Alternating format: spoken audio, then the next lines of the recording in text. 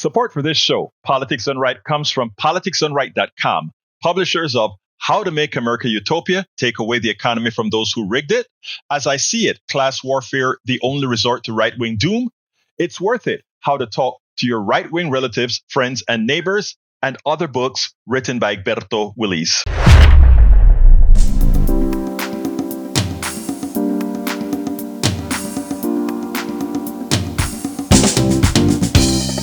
Welcome to Politics Done Right. I am your host, Egberto Willies. This is a progressive program that will take the mystery out of politics. This is the program that will encourage you to make sure government becomes we the people. Whether you are liberal, progressive, conservative, or otherwise, you get to air your point of view. We are an independent media outlet that, unlike mainstream media beholden to corporations, we only owe allegiance to you. Remember, you can also send me a tweet at EGBERTOWILLIES. That is at Egberto Willies. Let us engage. It is Politics Done Right. Welcome to Politics Done Right. My name is Egberto Willies, your host. Good morning, Houston. Good morning, Harris County. Good morning to the great state of Texas. Good morning to Northeast Texas, Southeast Texas, Northeast Louisiana, Southeast Louisiana, to every nook and cranny where this great signal put out by our geniuses in the Caroline studio makes it to your radio, for those who are still using radio. And of course, good morning to the entire world who have access to the internet, because guess what? We are also on the internet, both streaming audio and video. So folks, we're going to have a great time. We have a great show for you today. Have a very important interview. It's really a two-part series. One with Abba A. Well, I tell you what, before we get into the program, we have to do the things right. We have to give due where it's due, and that is to our geniuses, los geniuses, in the studio. So, my brothers at Caroline, how are you guys doing this morning? And we are here. We had a little double speak there on your intro, Egberto. Oh, we did? What happened? Well, I think that you talk after your intro music starts, and then you started talking on top of that, so we weren't quite sure what you were saying, so we just cut out the recorded part and brought you in live. This is your new intro. Oh, no. What happened is... Well, FCC regulations now force us to have a little piece on top of our music before. Oh, I know. Yeah. That's how it goes. You know how that goes. But anyway, okay. What's going on, my brothers?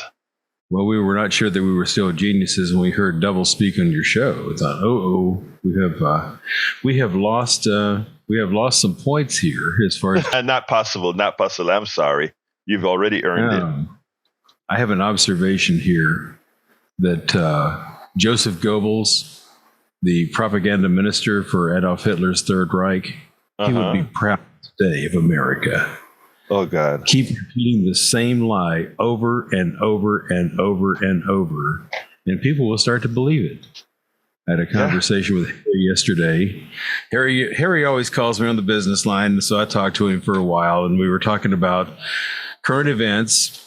And I said, Harry, Joseph Goebbels would be proud of America right now. Continue to repeat the same lie over and over and over. Tell a lie so big and so audacious, no one would believe it, but keep repeating it until they start believing it. So kudos to you, Republican Party. The Hitler playbook is alive and well. And that's all I got. Jack's got some wisdom here, but go ahead, Egberto. You had something to say about that. Yeah, just to respond to you, and this is a question really for you and the entire audience. Sometimes there are reasons we want to be lied to continue what we're doing, and I would like us to examine, for those of us who believe things like the election was stolen and that somehow the Jews are out to get you, will not replace you, and all these things that folks are make themselves believe. I would like to ask, and then when other folks like yourself, Howard, try to tell them, no, it isn't so. This is a reality, and and they don't want to accept. They accept the other on blind faith. You give facts and they don't accept it.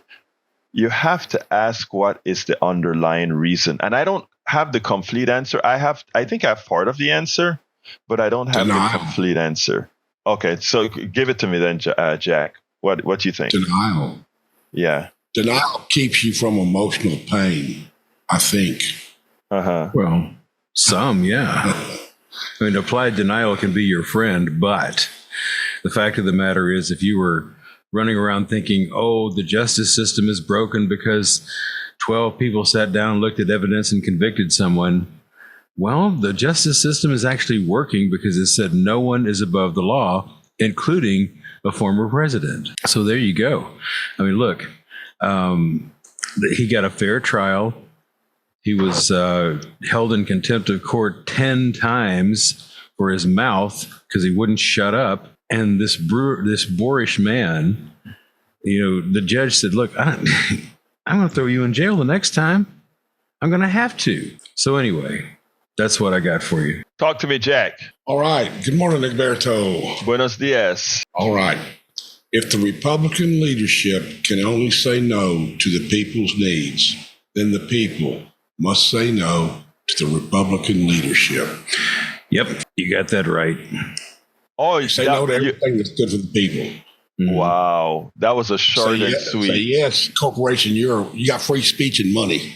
I think Johnny was calling in there just a second ago. The mayor of politics done right. So, Egberto, let's get your show on the road here and let's get some things done behind the scenes. Let's do that. Let's before I have a 28-minute interview, but since Johnny called early, I'd like to go ahead and do a little spin here until Johnny calls back, and then we can get the video started. But beforehand, if he calls back in the next 15 seconds, I'll hold on and wait here. But folks, I have another subject that I'm going to want to cover today if we can get to it, and that is the gap between CEO pay and workers grew even wider in 2023.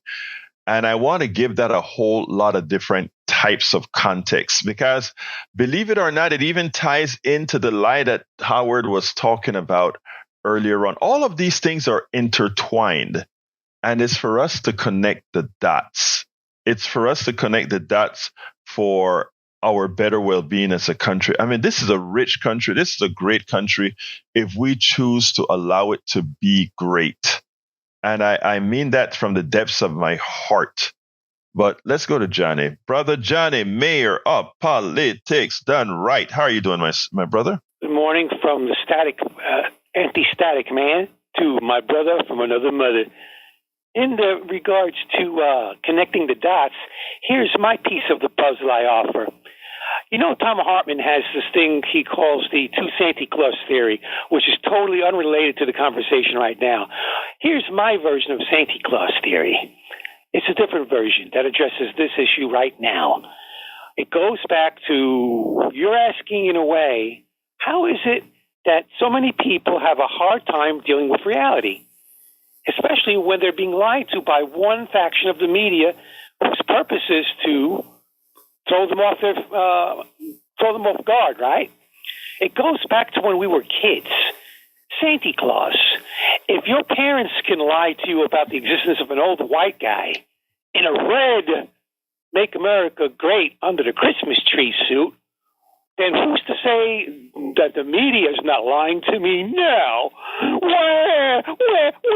I want Santa Claus. Where? I'm easily offended. I'm easily offended, and I'm tender, and I'm fragile, and people can't insult me. I don't want them to insult me on the radio. Where? That's my piece of the puzzle. Johnny, wait a minute. Yeah. Before I go, I love that. You just actually added something that helps, that I think helps a thought process. You just talk about Santa Claus and you being a kid, right? And believing in a kid. You believe in the Santa Claus misinformation lie, okay? But there was a time when I was a babe, when I was a kid, I actually knew Santa Claus was not true, but I went on with the game because that game came with December 25th, I always got those gifts. So it was okay for me to keep playing the Santa Claus game because I got something out of it. Like, Earlier, I asked Howard, what is the answer for people being willfully ignorant, right? And I think that's part of it. Now, the other piece that I think we need to get is, what is it that these people think that they are getting? And I have to ask family members as well. You're going to hear an interview next probably 3 days or so. I love my sister to death, but my sister's on the other side of the thing, and she came and visit me, and we did a whole lot of work on the house and all that kind of stuff. And I finally convinced her to do an interview on my program. And I think you'll find it enlightening, but I still don't have the complete answer. But that is a good start frame of looking at things, Johnny. So the mayor came through again. Yeah, so we have to ask ourselves then, what's the gifts under the Christmas tree, the proverbial gifts right now for grown adults who tell David Packman's associates out on the street, oh, you got to fight fire with fire. Wait, but Johnny, also that's an analogy. This is important. I think I don't want, and we're talking, I don't want to sound condescending to those, but sometimes, and my daughter tells me about some psychological things where people do things to protect themselves, right? And maybe whereas we're looking at it as gifts, maybe what it is protection. I don't know, but let me go start the video, and then we'll come back 28 minutes from now, okay? All right. Thank you, brother. You have a great one. Let's go, folks. This is, I'll just let the video speak for itself. Welcome to one more edition of Politics Done Right. I'm Egberto Willies, your host. Today, we're honored to have Abba A. Solomon. Abba Solomon is a former computer programmer and visual artist who was brought up in a secular home with a Jewish education. On summer visits to New York City in 2007 and 2008, he became interested in his parents' and grandparents' lives in New York. Starting research at the New York Public Library and the American Jewish Historical Society, he encountered discussions of Zionism and Zionist literature of that time. I think it is apropos that in these times, we have a discussion with El Señor Abba A. Solomon. Welcome to Politics Done Right, Abba. Thank you.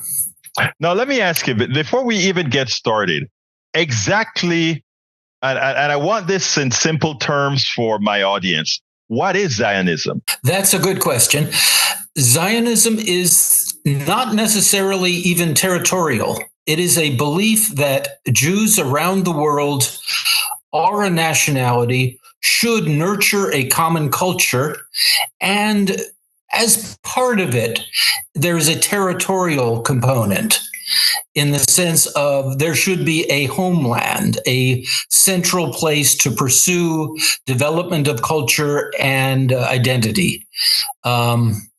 There's cultural Zionism you see in the revival of the Hebrew language. And there's also political Zionism, which was the belief in creating a political Jewish state. And that was not always Palestine, but it became Palestine very quickly, especially with the Balfour Declaration. But it's a belief in territorial reassembly, ultimately. Now, let me ask you this then. First of all, you said territorial as well, not necessarily Palestine. Kind of give me some understanding on that, because I hear different stories, and it seems sometimes as if it had to be Palestine. Am I incorrect in that belief or not? Yes, because that had the most connection historically. But at one point, the founder, basically the most well-known forefather or founding father of Zionism, Theodor Herzl, was dealing with the British on the idea of Uganda as a home. Also, Argentina. The idea was to find a place, because there was the pressures here were from Eastern Europe, were from under the Tsar, and oppression there in Poland, Ukraine, Russia, where since there was a deterioration. There was a lot of political ferment and repression, and Jews were in the way, or were in experiencing mob violence and persecution. And so there was an urgency for poor and persecuted Eastern Europeans to have a place of refuge. Now, let me ask you this now. Tell me, and please, maybe I'll display some of my ignorance. What exactly is a Jew? There is the religious definition, which is, the religious definition is people who have been a member of the Jewish community, recognized, who are born of a recognized Jewish mother. There are secular Jews. Half of the Jews in the world are not particularly religious, but there's a qualification. There's still that qualification. But it's become much more flexible in the 20th century in the sense of patrilineal rather than matrilineal parenting. But it is a paradoxical ethno-religious group that is ethnic, but also you can convert into. But it does not evangelize. And the reason I ask that is the Jewish population have people who have, let's say, I understand race is a social construct and all that sort of stuff.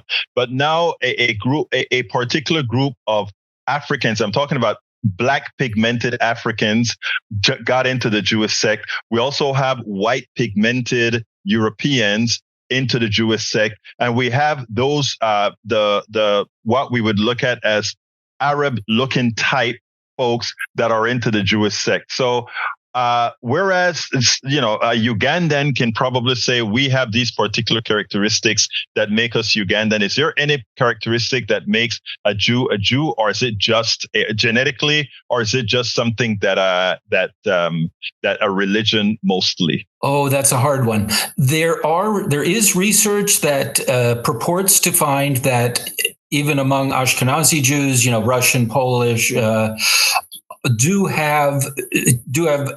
can trace, or geneticists can trace back to Palestinian or lineage. Judean origins.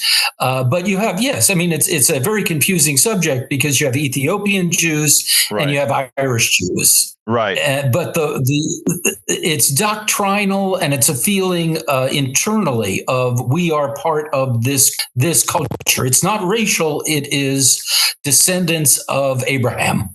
Okay. And holders of the covenant.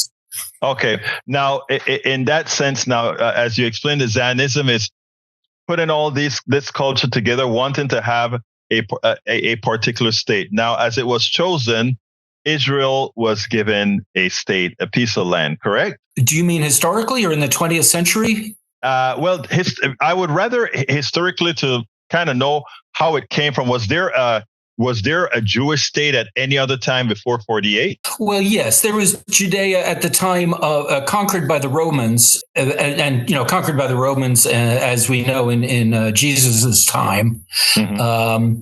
But there had been there are periods. They figure about 500 years of Jewish kingdoms at the time. Yes. And were they in one place? Were they in Palestine? Where were they? Well, there was one, and then there was two kingdoms. Judea and Samaria is what we call the areas now. And the idea basically is that after the Romans and after rebellions against the Romans, there was diffusion of Jews throughout the world. The diffusion actually didn't start with the exile. There was a great Jewish community in Alexandria, in Egypt, in Rome, in Greece, in Greece, Greek possessions around the Mediterranean. So we've always been mobile. Now, when it comes to the formation of Israel now,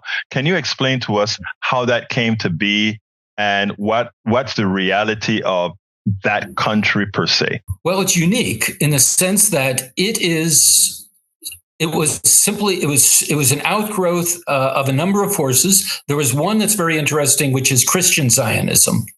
which became a thing in the 1800s, which was kind of a romantic idea and a religious idea that if Jews went back to Palestine and rebuilt the temple, that would mean something for Christians. That's one element that we still see around. It's an important force in the United States, Christian Zionism. But there was this great need in Eastern Europe for refuge. The United States and Canada, the North America was a great place, was an important refuge for people from Eastern Europe, Jews from Eastern Europe. But it also became, there was before Herzl and in the 1890s with Herzl, it became a fairly large or important movement in Eastern Europe among certain Jews that instead of being in this condition of persecution and minority status, that Jews could probably return to Palestine and build a homeland. And that homeland, that idea hooked in with British needs. In 1917 with the Balfour Declaration, where Balfour was where Britain was in a war. There was a British need for American help, and there was a thriving American Jewish community, and there was the British Jewish community and a German and Russian Jewish community.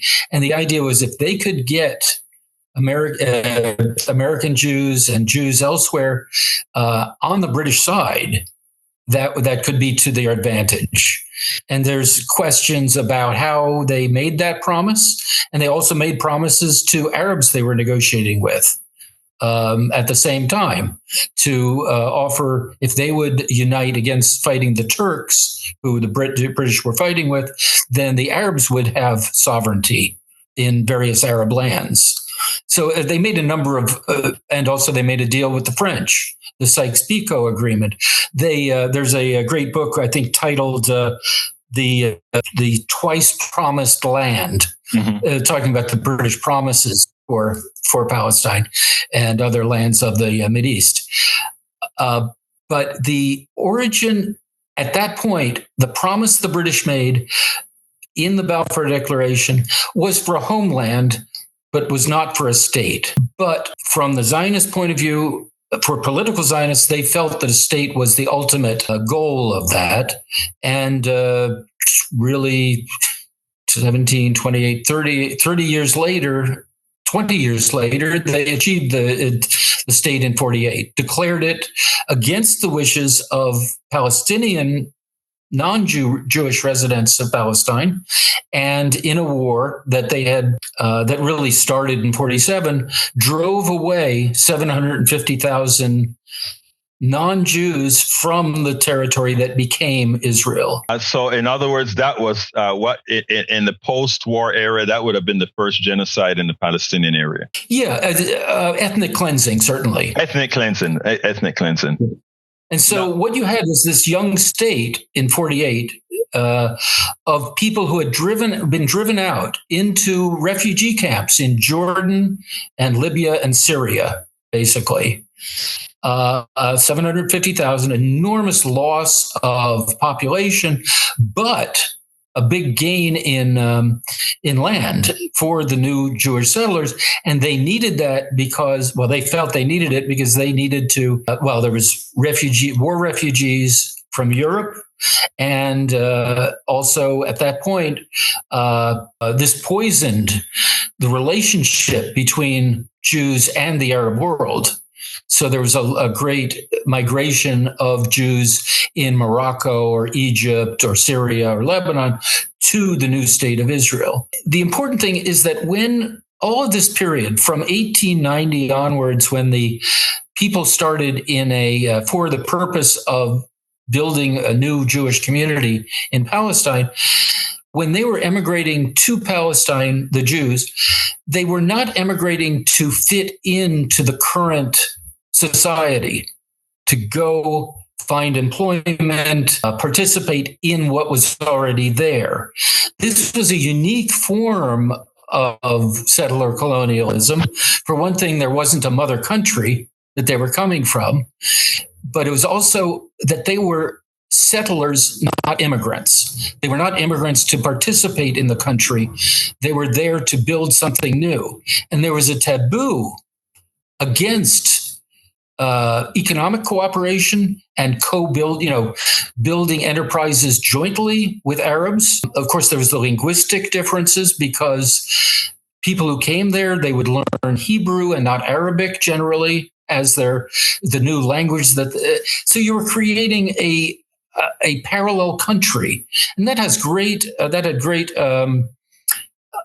damage to any prospects in the future for cooperation. And then, of course, and if I'm to understand that right, they came there to take something away from those who already had it, correct? Well, they came and bought from absentee landlords, from perhaps Syrian owners or from Lebanon or whoever owned property that was tilled by local fedayeen, local peasants, tenant farmers. So that was one irritation, was that if they bought that to create Jewish-run farms or collectives and kibbutzim and moshavim, they were pushing out other people who then would lose their livelihoods. Yes, because they didn't have a concept that it was a functioning society that you were joining. It was simply available. This was still, if you understand, from the planning stages, and this was very Eurocentric, and then American Jews contributed a lot to this financially to donate. This was conceiving of Europeans and then the concept of natives in a pejorative sense. So they were not considered people to deal with in the sense of negotiate and find accommodation with, because there was, for instance, the authority of the British, who actually ran the place from 1917 to 1948. So the important people to deal with were the British, and not to find common cause with yes. Now, so when we look at today, what has transpired today, is it then a battle that any country or any territory that gets occupied, is it not something that one would expect, that you would have this type of a battle over the lands that you've been on and maybe kicked off in whatever form? I've thought about this a lot. The underlying philosophy of reassembling Jewish people in Palestine, there's an ultimate sense of vulnerability and a entitlement because of that vulnerability and, historic tragedies, that it must be done. And eventually others will understand it. That is, let's reflect that to the United States of America. How would that go if the natives in America felt that way for having been conquered, right? Well, certainly. The parallel, by the way, the Israelis will, when you're talking with Israelis, they will say, how can you be on your high horse about this, from Australia, if you're from Australia or America or Canada, because the parallels are there. They say, why are we held to such a standard? And because our need is so great and our vulnerability is so great, and and they will say, this small piece of land in the middle of the Arab world, why can't they accept that we need this little bit? Now, it happens to be very key geographically, of course, and historically. Yeah, and I find that ironic because even today on one of my programs, I pointed out that really, I don't know that America has the moral authority to tell Netanyahu to stop doing what he's doing in Gaza, because again, we've done that in Panama, we've done that in Iraq, we've done that in Afghanistan, but specifically when it comes from a territorial point of view, we've actually done that right here in the United States. So, I mean, we opened ourselves to that argument, but my next question is, how do you not then empathize with those whose land another group of folks just come up and take? How do you not empathize? Is my question. Without someone stating that you're anti-Semitic. Well, the entire mythology of settlements has always been you build.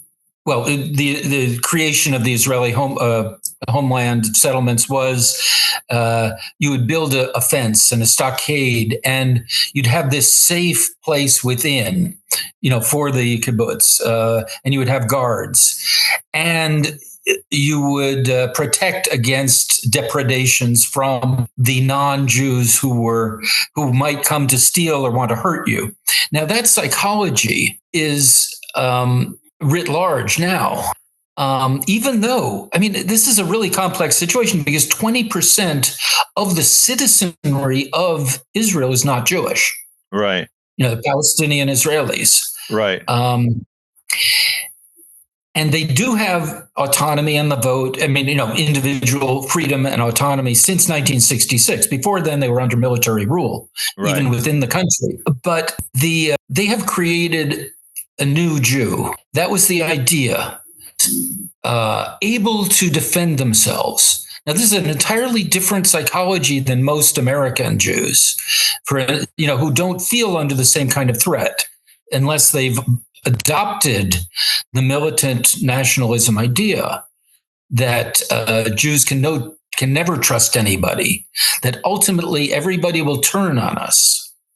And if you push that idea that the identity itself means that we're always going to be betrayed, we're always under threat, and we'd better always have this safe harbor, and it must be mighty. That's why the whole idea of ever letting refugees back in 1949 was never seriously considered, because the idea was majority meant safety. Jewish majority meant safety.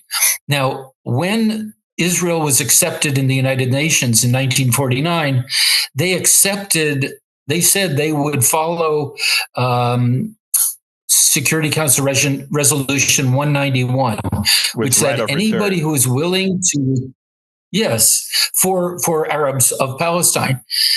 And they said, well, of course, we will follow that. It never was of any interest whatsoever to let anybody back and what they will say now, what they're still saying about the right of return for Arabs is, well, then we wouldn't have our country anymore, in the sense of our majority Jewish country, which we must have for existential existence, for existential reasons. That is a psychology that is hard. And you're Jewish, and it seems to me like in the studies that you've been doing, you actually reject that psychology. Is that correct? Oh, yes. I think it's a dead end. I think it's it's understandable, but you've got to get past it. Because there's so many periods of Jewish history which are not tragedy and which are not persecution, and which do involve, especially in the Arab world, cohabitation and cooperation with Christians and Muslims without it being, in other words, I don't think anybody can live that way. And, it is interesting because when you have the victimhood mentality that I don't know, maybe explain to me, I don't think it is, it's realized. Because, I think, let's say, Black Americans could have that victimhood mentality. Native Americans could have that victimhood mentality and all of this. I wonder sometimes if the victimhood mentality isn't something from that the elite has to maintain power and indoctrinate the others just so that they can maintain that power. And in the process, a hell of a lot of people get hurt. Is that a wrong assessment? Oh, yes. No, in part, military and security industry in Israel is very important. It's their main, I believe now their main export to around the world is equipment they use for controlling populations and surveilling populations in the West Bank and Gaza. All of these surveillance drones and technologies for surveillance and control are big money. So that in a sense, it's just like in the United States. If we're not at war or Cold War at any time, that's a big financial loss. Right. Absolutely. So wrapping this up, what's your hope? Because one of the things that I wanted to get from you before I spoke to Norman about what was happening from 48 going forward, I'd like to ask you, what do you think the ultimate solution is going to be? Can we change a mentality that really believes it's under persecution, in as much as I think a whole lot of people see the other side as the persecuted? I'm thinking of James Baldwin, who talks about the importance of, or the function of fear and hate, because once you lose that, then you have to confront other things. Right. Nobody wants to feel like a victim or remember injuries. And if you can feel powerful instead and feel like you're fighting, then you don't have to think about what happened and process it. And for the early years, the Holocaust is not a popular subject in Israel, except as we mustn't let it happen again. But the vulnerability is very painful, the realization of having been vulnerable and that being a human condition. And you're never going to be without vulnerability if you're alive. I mean, maybe that's a little philosophical, but what in the early parts of this century, when the Zionists were trying to convince the American Jewish Committee and others to join the Zionist movement, the reaction of the leaders of a lot of American Jewish organizations was, this is fanatical and this is going to lead to conflict, because what about the other people who live there? And, there didn't seem to be any planning that this had to be acceptable and in cooperation with other people living in Palestine. Now they've gotten themselves into a jam where the only thing to do is to simply be more and more powerful and to have retaliation that always is more horrible than anything done to them, so that nobody will ever dare threaten. But you can see that now they're surrounded by a number of different forces that are making this course, leading towards Armageddon. Does Israel go ahead. Yeah, the left is very small in Israel now. The people who are likely to say something like, "These are other human beings. They're like us. We need to find commonality." And of course, the ironic thing is that the Palestinians and Jews are very similar. They're both highly motivated to learn. Education is high. They're not dissimilar cultures. There can be cooperative. Some sort of cooperative solution. Well, I tell you one thing. I hope, Abba. I hope some of the things that you're frank about here will get some traction within the Israeli Jewish community, because I don't see an end to it at all. Again, I can't see a successful end for the Israelis at this point in time. I wish I had more wisdom to share on this. I think you had quite a bit of wisdom to share, because and I think our audience is going to get a whole lot out of an honest statement from somebody who grew up in a Jewish household, because there are very few that are willing to come out and make the statements that you have. So, Abba A. Solomon, thank you so kindly for having been on Politics Done Right. Thank you. All right, folks, I hope you enjoyed that. Now, tomorrow, we're going to have Norman Solomon, and Norman is going to, Abba kind of gave the history of the creation of Israel, why we have the friction, etc. And again, if you notice, this was simply academic, not judgmental. I mean, there are certain bit of judgment that we do as far as how people are treated. But I think if the idea was to leave the emotion out of it so that we can just see what exactly happened. Now that, in effect, you understand what happened, we can talk about, we can get into, well, what needs to be feared or not. But, as he mentioned with Israel, we don't have the moral authority, to simply, and there are times I would say, hey, Bush needs to do X, Y, and Z. I'm not Bush, Biden needs to do X, Y, and Z. But again, the genesis of America, the genesis of many countries, right? It's no different from, Israel in a lot of ways. And when Israeli prime minister says, why are you so hard on us for doing something that you did or you continue to do? That is some difficult questions. It's hard to be honest about it because sometimes being honest about it tells a story about ourselves that we don't quite like to have in the form that it says. But anyway, let's go to the phones. Tomorrow we have Norman Solomon. So remember, it's going to be a continuation of this subject. Moses, come along. How you doing, my sister? Good morning. How are you? I am doing fine. Buenos dias, corazón. Talk to me. I enjoyed that dissertation on Israel.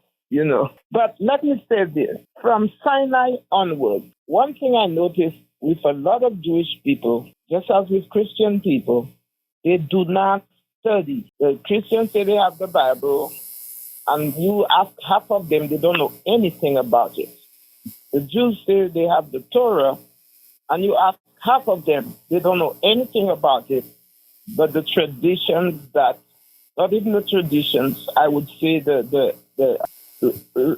different rites and prayers and this and that. But ask them about what happened at Sinai and how has it gone forward. Number one, the God that everybody is, saying, well, we believe and we praise God. He is always a God who recognizes that all people are the same.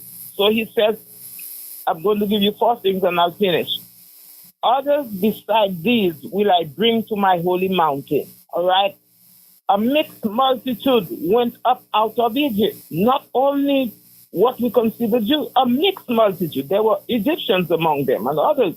And he said, and my house shall be called a house of prayer for all people. And most of all, especially to Israel, on Sinai, they were told, you shall not vex the stranger nor oppress him, for you know the heart of a stranger, for you were strangers in Egypt. Now, all of these, when you look at the Middle East, coming down from Abraham and all of this is a mixed multitude. Abraham married somebody from Moses married an Ethiopian woman. And there were intermarriages. So when you propose or you say you are going into this and say, we are Jews, you are this. This is a mixed multitude from the time they came out of Egypt up to this day. So what has always been seen every time you have this kind of conflict, it is usually the judges or the kings that have turned their back on the covenant and decide they're going to do what they want. They're going to separate and divide, and they're going to say, the covenant is not right. These people are all mixed. Humanity is all mixed. Well, it started in one place, so. And it's still mixed. Yeah.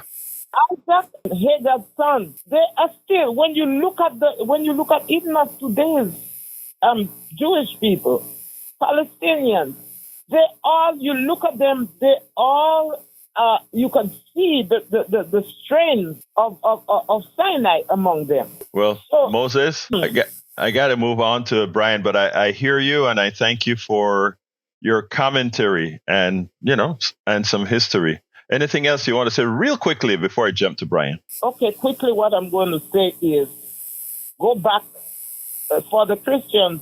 Jesus told them, go back to the prophet. For Thank you very much. Others, he said, go back and study the Torah in truth. Thank you. Thank you very much, Moses. Let's go to Brian. Come on in, Brian. How you doing, my brother? Yes, good morning. Good morning, sir. Okay, I haven't seen a lot of press coverage out of CNN and MSNBC about the Biden son Hunter trial, and when he broke the law. I haven't heard very much about this. Why That's is all. that? Well, actually, that's not true. I'm watching as I'm doing the program. I have several screens up with different stations on, and I'm looking at MSNBC talking Hunter Biden about 3 minutes ago for a 5 minutes sketch. So that's not true. They're talking about it now. I'm going to tell you something. For the love of God, I don't understand how the Hunter Biden thing, why you want it to be a big story at all. I don't. I find it amusing. But the other thing that I find amusing is that we're talking a few $1 million that somehow folks want to tie in with Biden, and that's fine. But what's ironic is, the $2 billion thing that we have with Jared Kushner and the Saudi Arabia. No, it's not. The progressives could take that story and run with it, and they haven't. And the reason why is they are not the president. They are not the president, or they don't run policy, presumably. So that's why, Brian, I think that trying to push the Biden story, you guys did a great job of it. When I say you guys, I'm talking about the right. The right wing did a great job in making the Biden story a story. I don't think it's a story, and that's the reason I don't really carry it at all. You won't hear me talking about Hunter Biden, but CNN is talking about it. MSNBC is talking about it. And ABC, CBS, they're all talking about it. So what I'm telling you, brother, is stop listening to the guys who are lying to you, because the fact that somehow you figure out that these stations are not talking about it. It started the program at ABC last night. ABC started its set of segments with the Hunter Biden trial yesterday. CBS did. NBC did. They all did. I watched them all, and they did. Okay. I don't watch Fox News. Okay. It doesn't matter. Again, Fox, you know what? Hey, Brian, guess what? Here's a big issue. Fox News is no longer the problem. And that's the problem with a lot of with Democrats. They're fighting Fox News for misinforming people. That's not how you are being misinformed. It's a lot better. They've gotten a lot more effective. It's not Fox News. It's a whole network of different media types that's having the people like that are corrupted not corrupted in their minds, misled. It's a lot of different sources. But Brian, I got to go, but I gave you your time again, as usual. Go ahead. Wait, okay. Now. Yeah, go ahead. What are you going to do when Biden pardons his son for breaking the law? The other thing is the Secret Service went to the firearms dealer and demanded that he give the registration form to the Secret Service. Now, who initiated this procedure? I don't know that first of all, I don't know if that's true. I mean, you have to corroborate that before I make that a story on the program. You have to corroborate something like that. But Brian, honestly, we're running out of time now, and I got to go to the studio and come back. So call me tomorrow. Brian, let's not talk over each other. You have a position on this program. You always call, and you'll always have a voice. All right. Let's go to Patrick. Come on in, Patrick. Oh, wait, before Patrick, let's go to the studio. Oh, I was just going to say that, since Joe Biden is in control of the DOJ and everything and persecuting his political prisoners and such, how come he's letting his son stand trial? Again, and Biden's going to, Hunter's going to get a fair trial, and they're going to find out what's going on, because the justice system is not as damaged as they would have you believe. Howard, that's all I got to say. Howard, wait, but what you said is so very important. critical thinking. Critical thinking. Yeah. These guys this is what's absent today. right. This is what These is absent today in our society is critical thinking. Okay, well, let's see. Joe Biden weaponized the DOJ to go after Donald Trump. Then how come he didn't say, hey, DOJ, back off on my son? Thank you. Because it's not true. That's why. Right. And when I talk about critical thinking, brother, it's because, again, folks just parrot the things that these right-wing organizations put out without critically thinking about, well, why? And that's where I hope we can lead with our program here, critical thinking. Patrick, come on in. This is Peter. Good morning. Oh, good morning, Peter. Good morning. Yes, it's Peter. I'm the Democratic nominee for District 2. And so thank you so much for the historical perspective about Israel. And something I know quite a bit about because I actually visited in, what a melting pot where you have 3 different religions, Adonai for the Jewish, and of course God, and Allah for our Muslim brothers. And but yeah, it's a great historical perspective that those 3 sects can live in one place. So long story short, Egberto, just thank you. And if I could just give a little perspective on current politics, that we talk about our friends on the right wing, and so what they're just missing out on is there's no connection between the DOJ and New York State law, where Donald Trump, he had a fair trial. Everything's fair there, you guys. So in that case, I would wish they could just see the big picture. And I had other thoughts. All right, Peter, I hear you. I got your message. That's Peter running in CD2, Congressional District 2. By the way, you would be my congressperson if elected. Thank you for calling in, Peter. Sure. Have a good one. Let's jump to Donald and then Joe. Thanks, Peter. Let's jump to Donald and then Joe. Come on in, Donald, real quick. Good morning, Egberto. Good morning, my brother. How you doing? Polly want a cracker. Okay, listen, this is the deal. To go to heaven, you would unveil the truth and know the truth, and you get to see it. In hell, you would be told that was the truth, but you would never know the truth. So which one are we living in? Because you're never going to get to the true truth, because all these people make their money and oppress people with lies and alternate stories. So how do we get to the truth? Let me tell you how you get to the truth. To heaven to get to the truth. I'm going to tell you how to get to the truth.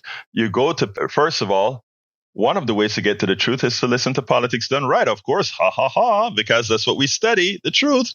But also, look, fun and joke aside, you have to do your homework. You have to do your homework, and you have to use critical thinking. And one of the reasons we are against critical thinking in this country at this point in time is because, and this is not only a thing on the right, it's also on the middle and the neoliberals. They don't want critical thinking. And the reason they don't want critical thinking is you start asking some very important questions. And we're going to talk about that not tomorrow, but the day after, I think, why it's so important for us not to critically think. But I got to throw you off, Donald, because I got to get to Joe for 1 minute. Later. Thank you, brother. Let's go to brother Joe. Come on in, Joe. Hey, Egberto, how's it going this morning? I'm doing fine, brother. Talk to me. We only have about 90 seconds left. Yeah.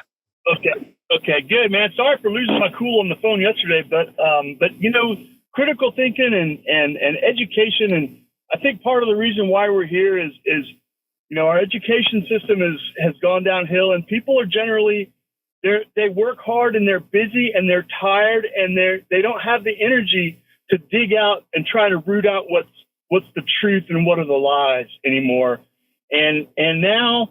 Nowadays, there's a prepackaged version of reality for you to freaking absorb. Just tune in on your TV, and I hear people on your show say, "Hey, what's your news source, right? What's your flavor? Is it CNBC? Is it MSNBC? Is it Fox? It's all of those things. All of those things are just separate, little constructed narrative worlds, man. That all of them are fake." Joe, and it goes, yeah. Let me just tell you that I want you to call earlier tomorrow so that we can talk about that fake thing, etc. All right? Because I'm really at a hard stop right now. So we'll talk tomorrow. Okay. Thank you. Okay. Thank you, brother. Let's go to later. Thank you, brother. Let's go to the studio. Oh, nothing much here from me. The critical thinking thing is Very important. And I think Joe makes a good point in saying that people are tired, they're working 2 or more jobs, and they don't have time to go and dig for the information. But having said that, then they shouldn't parrot what they know or what they've heard on TV or radio without researching it. So, Joe, you make a very good point, and I want to give you kudos for that one. Jack, what you got, man? This idea of victimhood, I see it a lot in Donald Trump to get people to feel sorry for him. I mean, why play the victim? Because it works. That's why. Because people will have sympathy for him and give him money. Did you see the amount of money that came into his campaign after the verdict was read? That's absurd. You're supporting a billionaire. Felon? Yeah, supposed billionaire. Who's a billionaire? Yeah. I mean, come on, you're giving money to the rich? Seriously? Okay, well, that's just about it for me. Egberto, go ahead and wrap this thing up. All right, I'm going to wrap it up real quickly, folks. We're going to have another great show tomorrow. We have Norman Solomon that's going to be coming in to finish the second half of the Jewish story. Now, likewise, I want you to remember that what we didn't cover today, you can go to politicsdoneright.com/newsletter, politicsdoneright.com/newsletter. Very important other subject on the CEOs, etc. I want to, first of all, love all you callers, love all you listeners, love my brothers in the studio. Here is the deal. We are the ones who have to make a difference, but we have to critically think, as Howard mentioned before. I got to get out of here. My name is Egberto Willies. This is Politics Done Right, and you guys know how I end this baby. I am what? Out!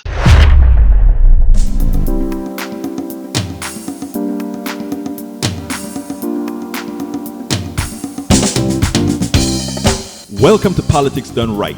I am your host, Egberto Willies.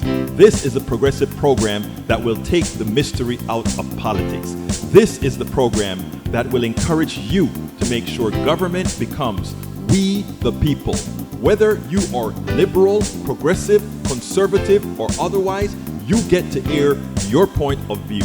We are an independent media outlet that, unlike mainstream media beholden to corporations, we only owe allegiance to you. Remember, you can also send me a tweet at EGBERTOWILLIES. That is at Egberto Willies. Let us engage. It is Politics Done Right. Support for this show, Politics Done Right, comes from politicsdoneright.com, publishers of How to Make America Utopia, Take Away the Economy from Those Who Rigged It, As I See It, Class Warfare, The Only Resort to Right-Wing Doom, It's Worth It, How to Talk to Your Right-Wing Relatives, Friends, and Neighbors, and other books written by Egberto Willies.